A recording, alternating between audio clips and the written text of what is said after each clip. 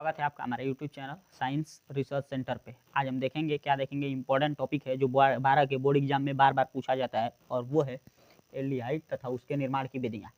देखिए, एल्डिहाइड पढ़ने से पहले हम देखेंगे कि एल्डिहाइड किस यौगिक के रूप में आता है। तो एल्डिहाइड जो हमारा होता है वो होता है कार्बोनिल यौगिक। अब कार्बोनिल यौगिक क्या होता है? देखिए, ऐसे यौगिक जिनमें हमारा सी जिनमें सी डबल बॉन्ड ओ, यानी ऐसे यौगिक जिनमें हमारा सी डबल बॉन्ड ओ समूह पाया जाता है, उस यौगिकों को हम कहते हैं कार्बोनिल यौगिक। यानी वे यौगिक जिनमें सी डबल बॉन्ड ओ समूह पाया जाता है, उन यौगिकों को हम कार्बोनिल यौगिक कहते हैं। और कार्बोनिल यौगिक दो प्रकार के होते हैं। एक तो आपका होता है एल्डिहाइड एल्डिहाइड और दूसरा जो होता है वो होता है कीटोन। दूसरा क्या होता है? कीटोन।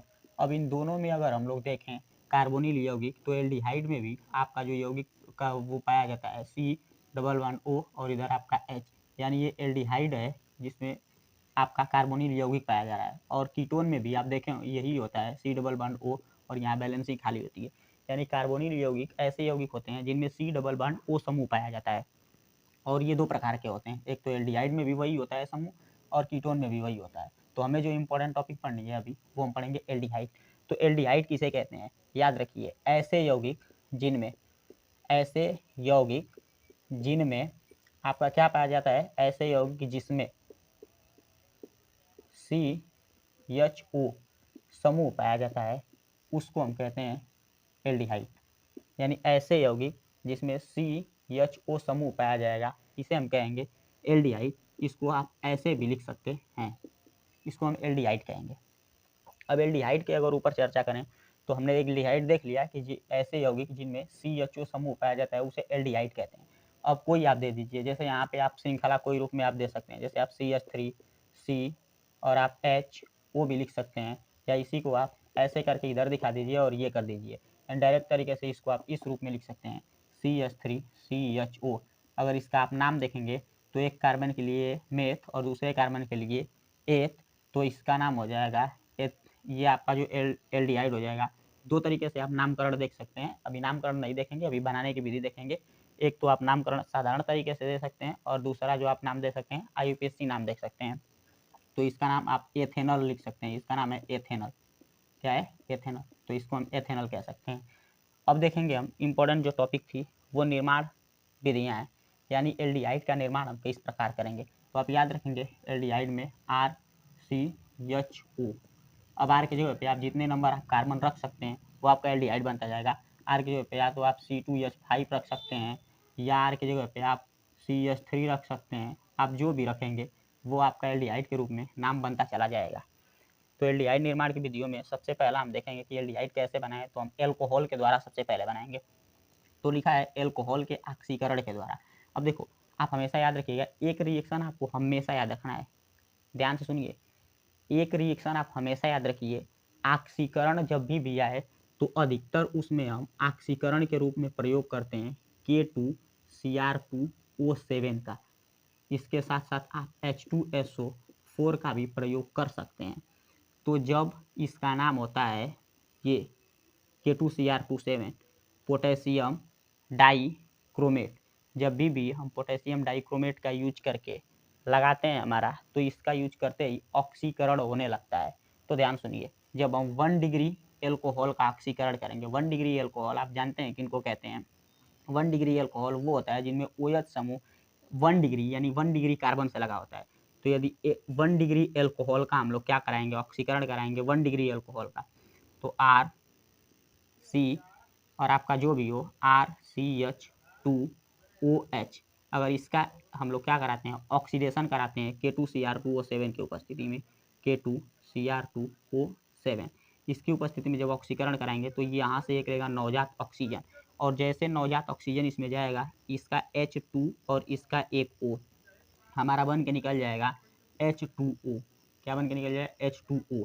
और बचेगा क्या? तो यहाँ से बच गया R, यहाँ से C, यहाँ से H और यहाँ से O।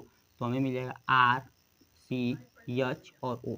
फिर से सुनिए, 1 डिग्री एल्कोहल का जब हम लोग K2Cr2O7 की उपस्थिति में ऑक्सीकरण कराएंगे तो नवजात ऑक्सीजन ये लेगा, और यहाँ से H2 और ये O H2O जल के रूप में निकल जाएगा और हमारा बचा R, एक C और एक H और एक O। इस प्रकार हमें मिल जाएगा एल्डिहाइड। ये क्या मिल जाएगा हमारा एल्डिहाइड, एल्डिहाइड। अब इस एल्डिहाइड में आप R के जगह पे जो चाहें आप C2H5 रखिए या CH3 लिखिए, आपको एक एल्डिहाइड मिल जाएगा। अब एक और एग्जांपल देखिए, जब हम 2 डिग्री कार्बन का विहाइड्रोजन और वो ऑक्सीकरण कराएंगे तब क्या होगा। तो सबसे पहले हम देखते हैं अब 2 डिग्री एल्कोहल का ऑक्सीकरण कराते हैं। तो हमारे पास 2 डिग्री में हो जाएगा, ये देखो R, ये C, ये H, ये OH, ठीक है। और इसके बाद हम लगा सकते हैं एक और R। तो यहाँ से जब हम कराएंगे तो हमें क्या मिलेगा, आप ध्यान सुनिए। जब इसका हम कराएंगे K2Cr2O7 K2Cr2O7 की उपस्थिति में ऑक्सीकरण, तो देखिए यहाँ से क्या हो जाएगा।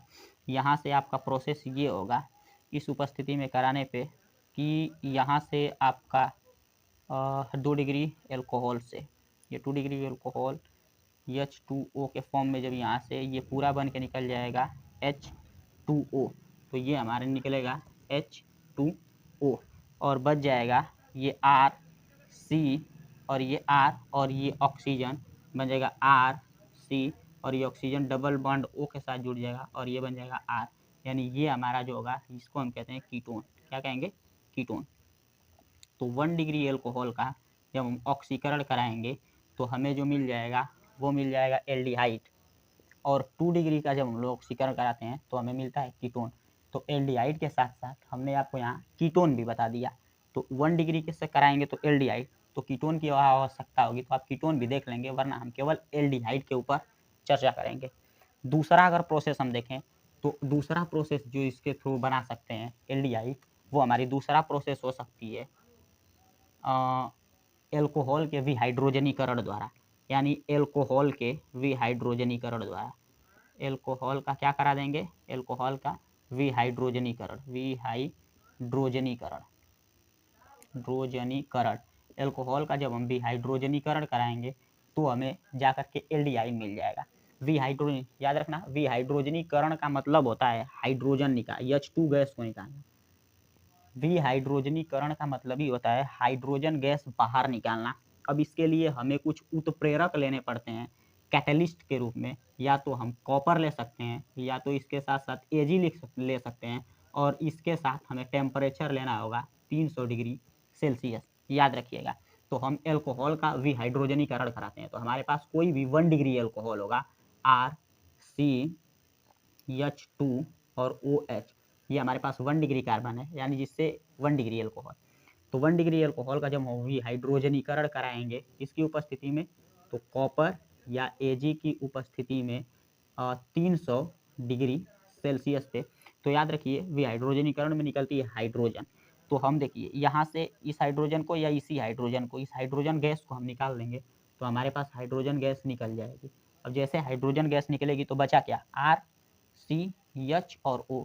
तो इस प्रकार हम बना लेंगे R, C, H, O, हमें मिल गया एल्डिहाइड। अब हमने बोला R के जगह पे आप कुछ भी रखिए, चाहे तो आप CH3 रखिए या तो आप क्या रखिए C2H5 लिखिए, जो रखेंगे आपको एल्डिहाइड मिल जाएगा। यदि CH3 आप रखेंगे तो ये आपका मेथिल समूह मेथिल हो जाएगा और ये आपका एथिल हो जाएगा। इस प्रकार आप सामान्य AIUPAC नाम जो आप रख सकते हैं, ये हमारे पास रह गया। तीसरा प्रोसेस और हम लिख सकते हैं, तीसरा प्रोसेस लगा सकते हैं। तीसरा प्रोसेस बनाने की जो विधि है वो है जैम हैलाइड द्वारा। जैम हैलाइड, जैम हैलाइड के जल अपघटन द्वारा, जैम हैलाइड का हम करेंगे जल अपघटन, अपघटन, यानी जैम हैलाइड का हम अपघटन करते हैं, जल अपघटन। तो देखिए जैम हैलाइड हमारे पास जो होती है, अब हम ले लेंगे, हमारे पास हो जाएगी, मान लो सपोज कीजिए हो जाएगी CH2 इन C H और यहाँ हो गया Cl और यहाँ भी हो गया हमारा Cl। जब इसका हम जल अपघटन कराते हैं किसी अम्ल, किसी प्रबल क्षार की उपस्थिति में, तो हमें इस प्रबल क्षार के रूप में क्या लेना होगा, तो हमें लेना होगा KOH। तो हम KOH यानी 2KOH की उपस्थिति में जब इसका जल अपघटन करा देंगे, जल अपघटन, अपघटन, जब जल अपघटन हम कराएंगे तो हमें एक मध्यवर्ती यौगिक मिलेगा जिसमें हमें मिल जाएगा CH अच्छा यहाँ पे CH3 कर लीजिए, सॉरी CH3, फिर ये CH, और यहाँ से दो जो Cl है वो 2K के साथ निकल जाएगा, तो ये हमारा जो बनाएगा वो बनाएगा 2KCl, और 2 ठो ऑक्सीजन, ये 2OH होगा, तो एक OH यहाँ लगेगा, एक OH यहाँ, यानी OH और एक निकला OH।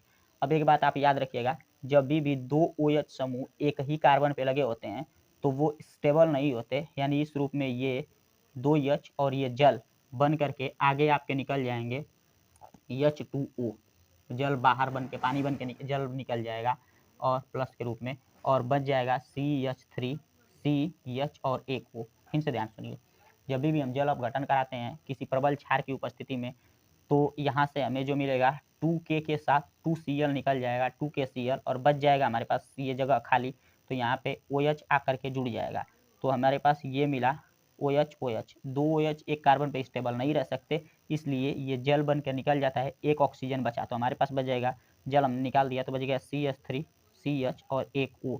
तो इस तरह हमें मिल जाता है CH3, CH और O, यानी इस प्रकार भी हमें एक एल्डिहाइड